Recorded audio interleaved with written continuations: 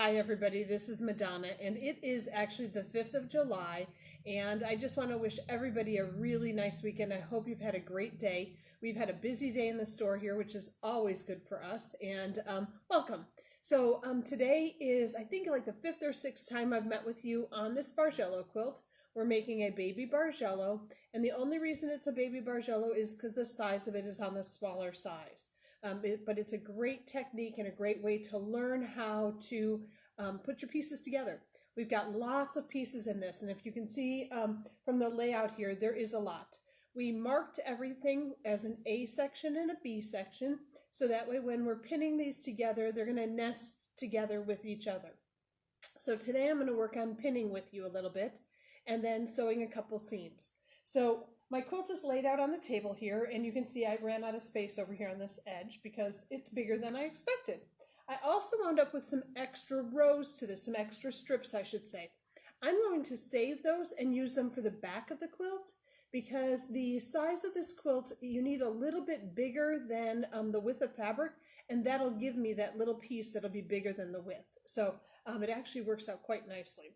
So what I've got here is my strips. I've got them laid out in an A-B, so it goes A-B, A-B, A-B, all the way through.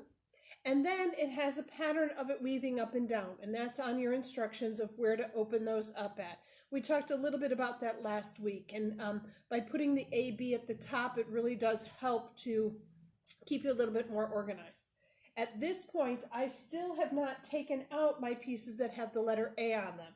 That is still sitting and it's going through, it's on it here, it's over here, it's over here, it's over here. So every other row has an A in it at this point.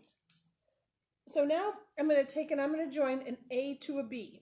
So I'm going to take my strip and I'm going to turn it right on top of it. And immediately once I've done this, I put a pin in it. I don't worry about the matching at this point in time, okay? I'm just putting a pin in it so that way I know that that's the side I'm going to sew on. Okay, so I'm going to show that again. Here's my two strips. I've got an A and a B. At this point in time, I know that I need to sew down this center line here. So I flip this on top. I'm not worried about matching. I just pin them together somewhere there to hold them in place so that way I don't sew on the wrong side. It is so easy when you're doing this to grab that side because you pick it up and you walk over. This way I've got it already set for me. Now I'm going to start matching my seams. Okay, so I'm going to take this and I'm going to nest these together. This is a word that we use quite a bit. So I've got my two seams here, and right now there's my pin standing up. So this is the side I'm going to pin on. And I'm just going to wiggle these so that they live right inside of each other. And that way they're going to sew into that machine so nicely. So I've just kind of used my fingers and just kind of smushed them together. Then where do I pin? Okay, that's always the question. So I like to pin, and this is pretty much a standard rule, I like to pin so that my pin head comes off the edge. So I'm going straight down and in, and then I'm going to rotate it up and come back and through. When I do this now, you can see I've got that lump there because that was where I just grabbed these two pieces. I don't like that. Now I can take this out because now I've marked this as the side I'm sewing. Now I can take this out and match these two up and set my pin in there. Now I'm just going to work down my sections here, grab those two together, finger them together so they're nice and nested. So when they're nested, you shouldn't feel a start and start point. They should be right next to each other, holding in. I'm going to put a pin straight into it. I'm barely going to turn it and come right back and up. And I can do that all the way down the strip. Now, if you know me, I have sewn a long time. I actually typically do this right at the sewing machine. I don't always go through and pin every one of these sections. The smaller the pieces, the more important this is because you're going to notice it being off. When you've got big things like this, and if they don't fit perfectly together, no one is going to see it. When I take this to the sewing machine, I also like to sew so that the edge that is on the bottom is the one that's going to be pushed into that seam. So what I mean by that is we can see right now, here's my little sandwich, okay? See how this bottom one is going to get pushed into this top seam. If I go the other way, see how it gets moved past it? So it has a tendency to kind of slide. That bottom feed dogs are going to make it slide so they don't stay locked. This one here is going to push it in deeper into that little seam right there. So this is my preference of sewing the two together. Okay, Deanna, we're going to move to the sewing machine. I'm not going to pin any more than this because I don't feel it's necessary on these segments. So I'm going to scooch over a chair. Deanna's going to carefully move us. Oh, I still have my walking foot on. Thank you, Deanna. I'm going to set this on my regular traditional 1/4 inch foot.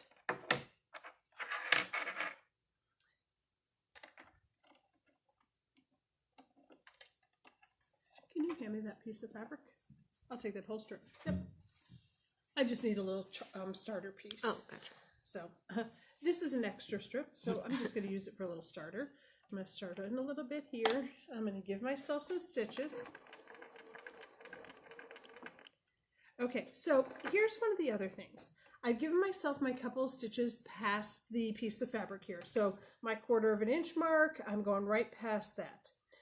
When I'm sewing these seams, they're not super thick, so I can use my traditional sewing length. So right at about a 2.0. If there was something that it had a lot of seams in it, and I mean a lot, I will elongate that to baste it into place first. Pop it open, you know, take it out of the machine once you've sewn it, pop it open, look at it. If it's wrong, then I'm only taking out a basting. If it's right, I then take my machine back to a 2.0 and sew it for a second time. And that way I'm not killing the fabric by taking it in and out a bunch of times, but I'm also just securing that in place so that it does look really nice. The other option is that you have is to start from the center and sew out on things. On this, these pieces are small enough that there's not that much of a difference in the way that they travel. So I'm going to put this underneath the machine. I'm going to use my 1/4 inch. I started with my little cheater piece here, and I'm going to go ahead and sew. When I get close to my needle, see by me having my head on the side here, and it's already underneath the presser foot, I'm going to be able to slide it out without it changing anything with the fabric there. I'm going to go ahead and continue sewing, barely using my fingers. They're just barely touching on top of that fabric. They're not oversteering. When I get close to my pin, needle down, I'm going to stop. I'm going to pull out my pin, and you can see not a ton of things are moving there. And that way it's just a really nice slide out. And I'm going to go ahead and continue.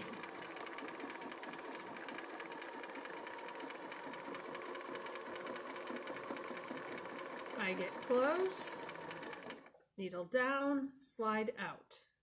This is not the time that we want to have our pins going in like this, because when we do this, it's going to have a tendency to pull back at us. Even though we're trying to hold this flat, it's still going to want to come back at us. So much nicer to have them going across.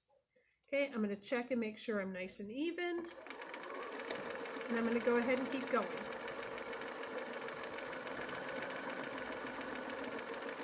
I'm close, I pull.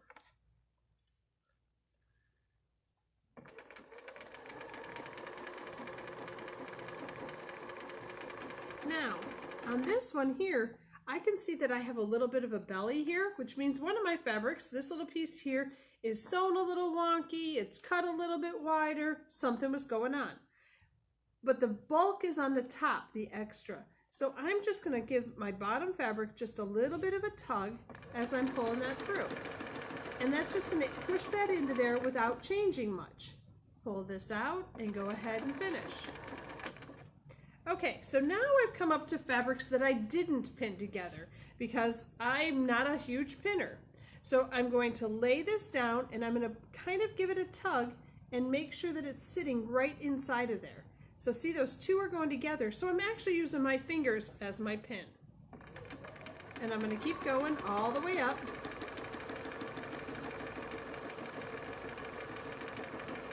And once I'm in there, I'm into that seam line there, I stop, I go to the next one. Do the same thing. Pull on the bottom, pull on the top, whatever I need to do to match them up. I make sure that they feel really nice and smooth. If I need to rearrange something, now's the time. And then I'm going to go ahead and go. So whether you pin before or during, that's really your decision. Okay, but we want to sew together sets of 2s. So we're making pairs here. We want to go across our whole quilt and add an A to a B all the way across. The reason for doing that is we don't want to have our quilt turn out warped.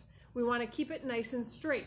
If we start on one end and we just go across, and as we go across, that very bottom and the very top have a tendency to pop open, we can wind up with a C shape very easily. Or if you're one of those people who, as you sew at the very end, you kind of become hands-free and you kind of let that fabric just go where it wants to go, you can wind up with having a big C shape to your quilt. So we're going to do pairs together first. So what I'm going to do today is I'm going to finish this set, sewing it together, and then I'm going to show you how to press it, and then next week we'll start doing some more construction. I think we've got one more week of construction, Deanna. Nice. Yes. Question. So what do they do with the 21st strip? The 21st strip, they're going to leave at this point in time. Okay. Yes. Perfect. Good question. There's my A tag. It's coming off now because I really don't need it. I have an A and a B together, which means that's why they're nesting together so well. Because we press all the A's in one direction and all the B's in the opposite direction. Go ahead, put these two together. Make sure that our seams are going in the right directions. Nest that in there.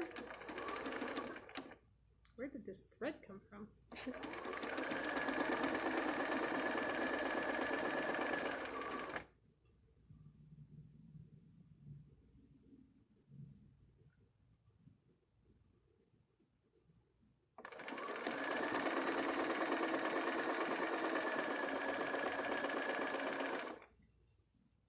And last two here.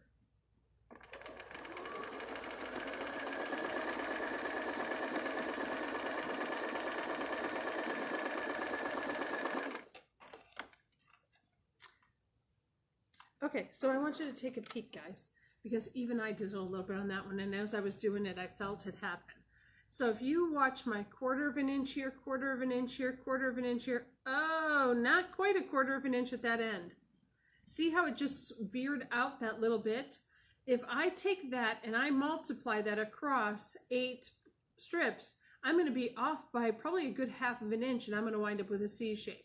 So I can see that right here is about where that started to happen. Okay, so it's about the last 1.5 inches. I'm going to unsew right there, so I'm going to take that out and restitch that because I'm not happy with that. Oh, no seam ripper. Don't miss me too much. I have to grab a seam ripper. I know where it's at. Okay. Dana, dance for him. Dance. Oh, yeah. Sorry, guys. I did not practice any dance moves. Oh, good. She's back.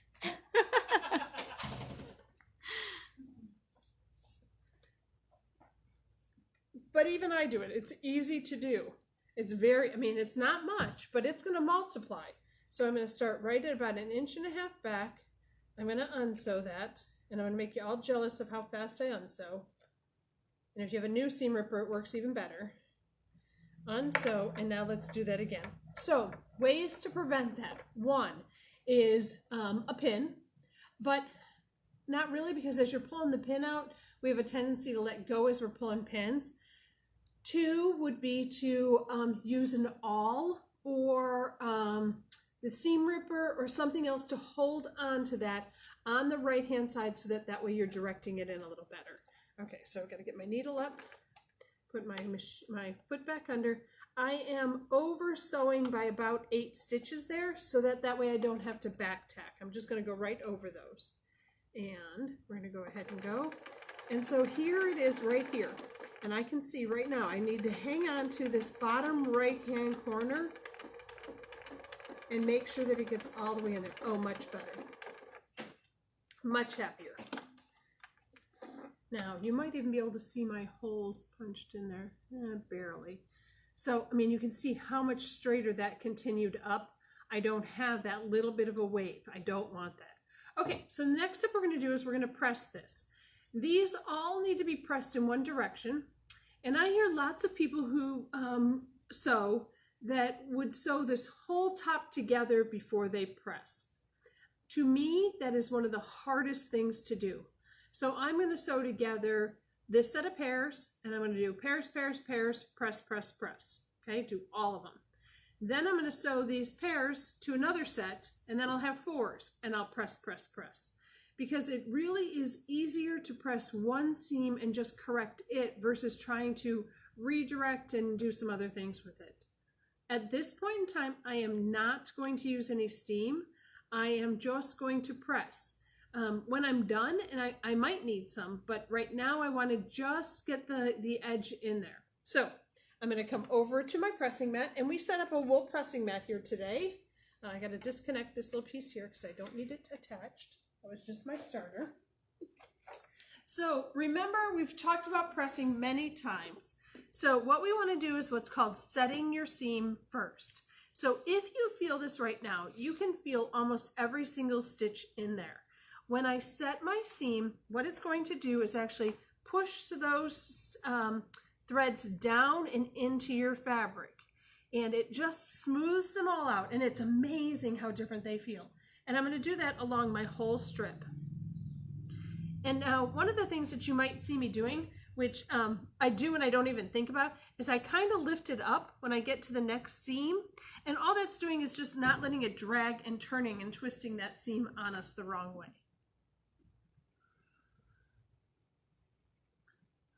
I kind of feel like a wide mouth bass, you know, just. That little iron's like perfect seam length for it's that great. strip. Yes, exactly. Okay, so now I'm going to go back to the top of this. I'm going to push it open, and I'm actually going to finger press it lightly. So I'm just using my fingers to direct the seam the way I want it to go. So I've got it there. I'm going to press it. Move it on, press it. And you can see how nice those lock together in that little intersection because I've set the seam and I made sure that they were like being absorbed into each other. A little bit of tension on fabric is amazing. And that's how long you need to press for. You don't need to be there for days, guys.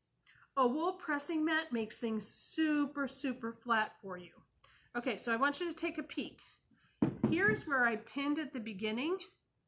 Oh no, this is the end. I don't know which end is the end. Beginning. Well, no, because it's the same. Both ends are the same. Oh. Wait, which one did I resew? Oh, this is the ones where I ended. Okay. Okay, so let's look down here. So these are the ones I pinned. They look beautiful. So starting at the pink, we did not pin. And they honestly look equally as nice. Now if I get a bad one, that's my own fault, right? So you really can't tell where I pinned versus where I didn't pin. But that's something that years of practice has helped me to achieve. And just, you know, taking the time to make sure they're sitting inside of each other. Oh, I'm quite happy with the way that all looks.